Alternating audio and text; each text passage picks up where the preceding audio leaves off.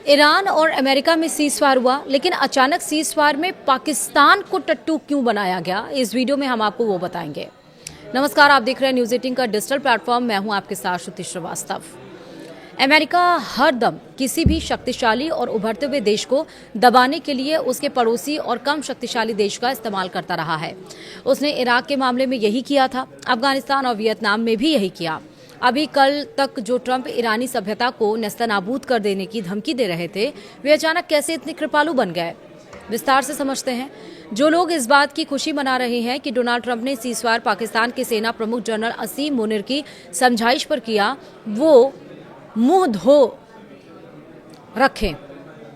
दरअसल ये कहावत है, सच तो ये है कि अमेरिकी राष्ट्रपति ट्रंप ने सीज़फायर अमेरिकी जनता के दबाव में किया। साथ ही ईरान के पक्ष में रूस और चीन के खड़े हो जाने के कारण भी ट्रंप को ही झुकना पड़ा। आसिम मुनीर या पाकिस्तान को क्रेडिट तो वे इसलिए दे रहे हैं ताकि भारत को शर्मसार होना पड़े। दक्षिण एशिया में भारत सबसे अधिक आबादी वाला समृद्ध और आधुनिक हथियारों से लैस देश है, इसलिए ट्रंप जैसे माहिर खिलाड़ी को श्रेय देने के लिए पाकिस्तान मिला। यह आधुनिक प्रबंधन शास्त्र की कैरेट एंड स्टिक पॉलिसी का नमूना है।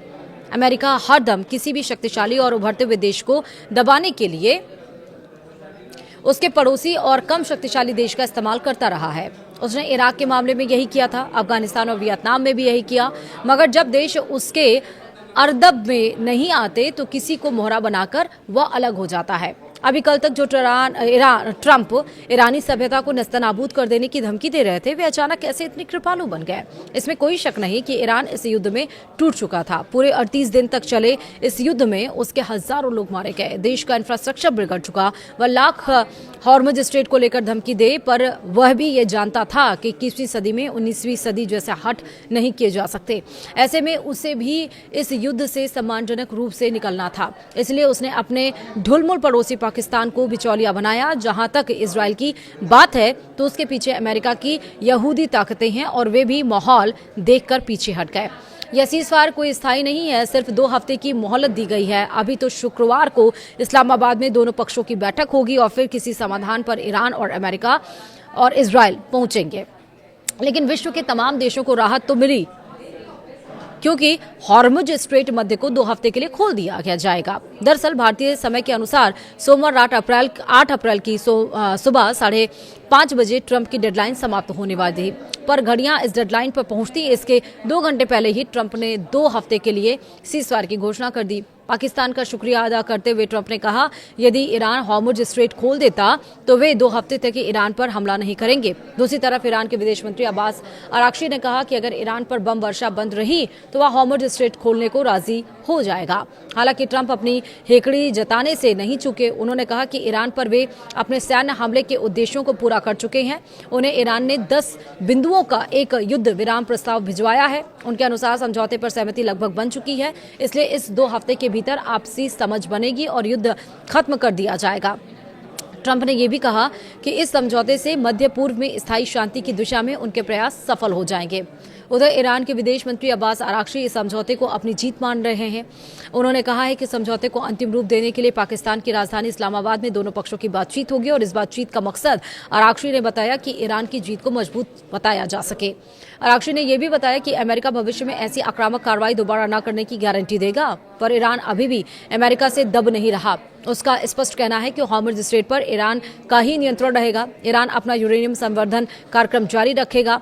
अमेरिका द्वारा ईरान पर लगाए गए सभी प्रतिबंध हटा लिए जाएंगे और सबसे अहम शर्त है कि संयुक्त राष्ट्र सुरक्षा परिषद यानी UNGC तथा इंटरनेशनल एटॉमिक एनर्जी एजेंसी यानी कि IAEA के सभी प्रस्ताव खत्म कर देने पड़ेंगे तथा लेबनान में इस्लामिक रेजिस्टेंस संगठनों पर हमले नहीं होंगे। ये प्रस्ताव ऐसे हैं जिन्हें मानने से इजराइल का तो वजूद ही खत्म हो जाएगा और अमेरिका को मुंह की खानी पड़ेगी, लेकिन इनको स्वीकार किए बिना ईरानी लड़ाके युद्ध बंदी पर राजी भी नहीं होंगे। ऐसे में डोनाल्ड ट्रंप के समक्ष इधर कुआं उधर खाई जैसी स्थिति बन गई है।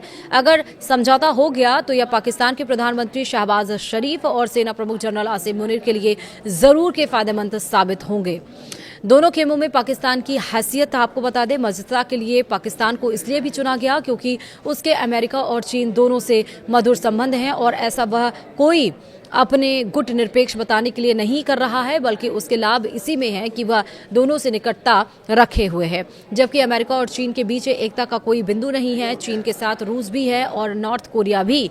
ये तीनों देश परमाणु शक्ति संपन्न है, बल्कि रूस के पास एटम बमों की संख्या अमेरिका से कहीं अधिक है और उसके हथियार भी फुल प्रूफ है। दूसरी तरफ चीन अपनी जीडीपी में अमेरिका से होड़ कर रहा है, इसलिए चीन अभी युद्ध से बचता है, क्योंकि युद्ध में फंसने का मतलब अपनी आर्थिक तरक्की के रास्ते रोड़े लगाना। उसने विश्व के तमाम देशों को कई तरह से मदद दे रखी है। पाकिस्तान को अपने इंफ्रास्ट्रक्चर विकसित करने के लिए चीन की मदद चाहिए, तो अपनी दयनीय हालत सुधारने के लिए अमेरिका की, इसलिए वह दोनों खेमों में है। ट्रंप को अकेले पाकिस्तान का सहारा किस तरह से है? उधर ईरान का पाकिस्तान सबसे निकट वाला पड़ोसी है। दोनों की स्थल सीमाएं अलग मिलती हैं, सभ्यता और संस्कृति तो समान है। दोनों इस्लामिक देश भी हैं और इसलिए उसको भी पाकिस्तान मुफीद है। इसके अलावा हॉर्मुज़ स्ट्रेट बंद रहने से पाकिस्तान में हाहाकार मचा है। कच्चे तेल की दिक्कत तो हो ही रही है, उसका निर्यात भी ठप है और यही परेशानी भारत को भी है। लेकिन भारत के पास और भी रास्ते हैं। उसने तीन तरफ समुद्र, क्योंकि उसके तीन तरफ समुद्र हैं, वहीं प्रायद्वीप होने के कारण उसका निर्यात को वैसा धक्का नहीं पहुंच रहा है जितना कि पाकिस्तान को। और इसके अलावा ट्रंप ने हर देश पर टैरिफ लगाकर अमेरिका के मित्र देशों को भी नाराज कर रखा है।